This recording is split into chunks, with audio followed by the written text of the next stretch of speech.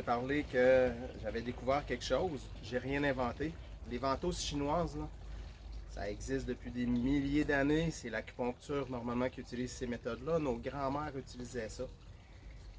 Ce que j'ai remarqué cet été par rapport à toutes les connaissances que j'essaie de cumuler, c'est les fascias, vous en entendez parler souvent. Je vais vous mettre une image pour vous montrer le fascia, ça n'a pas de début puis ça n'a pas de fin. C'est contradictoire. Un fascia, ça sépare tout ce qui existe dans l'organisme, de la plus petite cellule à tous les organes, les muscles, les nerfs. Le fascia, c'est un tissu comme une toile d'araignée qui essayait de trouver le début et la fin d'une toile d'araignée, puis observer comment est-ce qu'une toile d'araignée est faite, c'est enroulé. Il y a plusieurs, c'est pas juste des lignes dans une direction, c'est dans plusieurs directions, puis ça permet de faire un tissu qui est mobile, qui est extensible, qui peut se modifier en fonction des contraintes qui existent dans l'environnement. Donc le tissu facial, il va s'enrouler. Le plus bel exemple, c'est lorsque vous prenez un fil. Combien de fois vous prenez un fil puis que vous l'avez tout bien roulé, vous le prenez puis il va y avoir un nœud dedans à quelque part. Pourtant, vous n'avez pas fait de nœud. Mais notre corps, il fonctionne aussi de cette façon-là. C'est qu'à un moment donné, les tissus s'enroulent puis ils font comme des nœuds. Sans avoir à faire un vrai nœud réellement.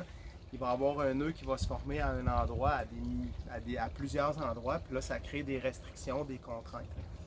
Si je place les ventouses juste à un ou deux endroits et que j'ai pas de tension sur ce trajet-là, ben j'aurais pas besoin d'aller les positionner à cet endroit-là. Comme présentement, si je place ma ventouse sur la paume puis que je fais un mouvement, je vais sentir qu'il y a quelque chose qui tire à quelque part. Ben, c'est le fascia, c'est la peau, c'est une peau en dessous de la peau. Puis, si je le fais par contre dans l'eau, qu'est-ce qui se passe? C'est que dans l'eau, si j'ai de l'eau dans ma ventouse, puis en plus la pression de l'eau, lorsque je vais faire la succion sur mon bras, elle va augmenter, puis je vais pouvoir faire du mouvement. Comme là, présentement, je bouge, j'ai de l'eau dedans, il y a une pression qui est plus élevée. La seule chose qui se passe, c'est que si je garde la ventouse à un endroit trop longtemps, ça va faire une rougeur, un bleu, une ecchymose, puis on ne veut pas avoir des bleus qui vont rester pendant des semaines. La particularité de se faire un soin comme ça, c'est de respecter la rougeur, parce que c'est pas parce que vous le faites longtemps et que ça fait des bleus que c'est bon. Au contraire, on ne veut pas faire des bleus. Et plus le corps est en mauvais état, plus le corps est congestionné et qu'il n'est pas en bonne santé des liquides, on parle que l'eau circule, le sang circule. S'il ne circule pas bien, quand je vais mettre la ventouse sur mon bras, ben, ça va créer une rougeur. Puis, si j'ai pas de problématique de santé, la rougeur va disparaître en quelques instants. Si j'ai des problèmes de santé, je prends des médicaments, ben, le sang ne circule pas bien, il y a plus de déchets.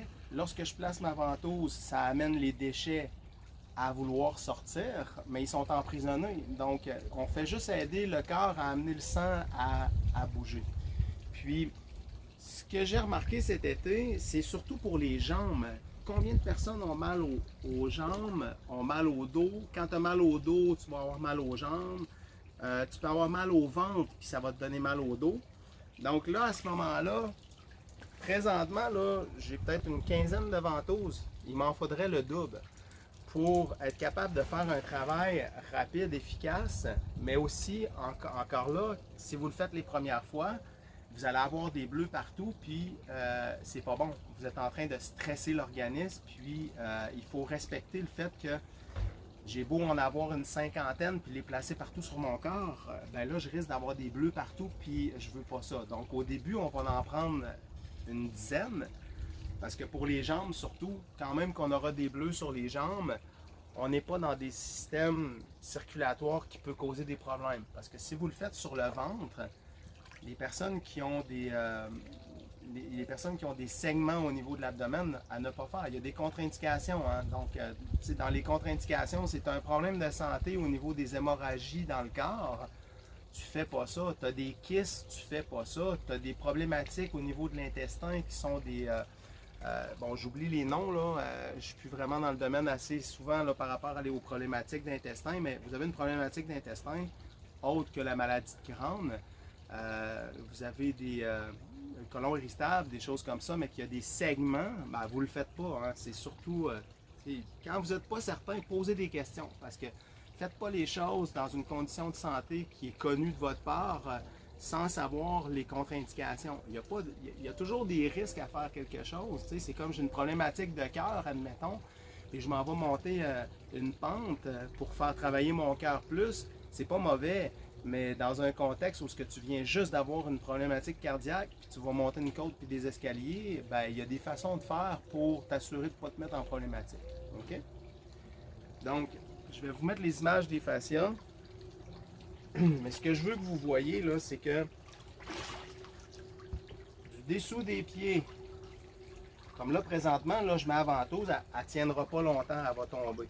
Mais dans l'eau, la ventouse va tenir et elle va tenir beaucoup plus longtemps. Vous voyez, elle vient de tomber, mais si j'étais dans l'eau, elle resterait plus longtemps grâce à la pression de l'eau.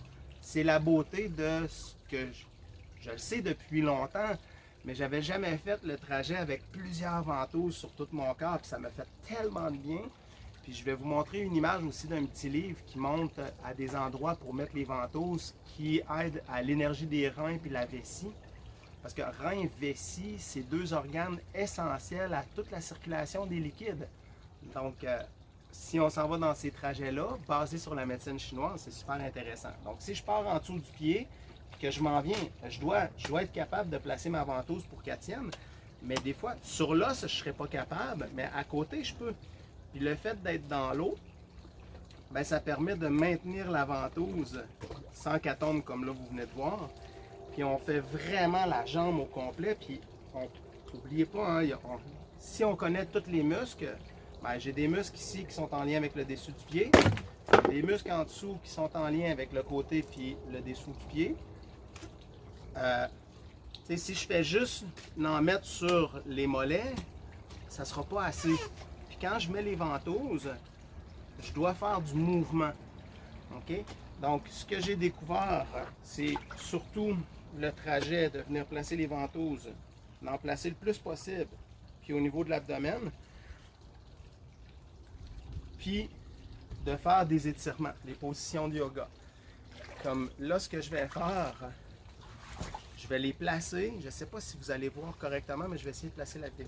Je vais les placer, je vais faire du mouvement, puis c'est pour que vous ayez un visuel. Puis après, ben là, c'est de connaître un peu les fascias, dans quel trajet ils vont. Mais connaître les fascias, si vous les placez puis que vous ne sentez pas d'étirement, ben vous avez cette connaissance-là, mais la meilleure connaissance, c'est ce que vous allez ressentir.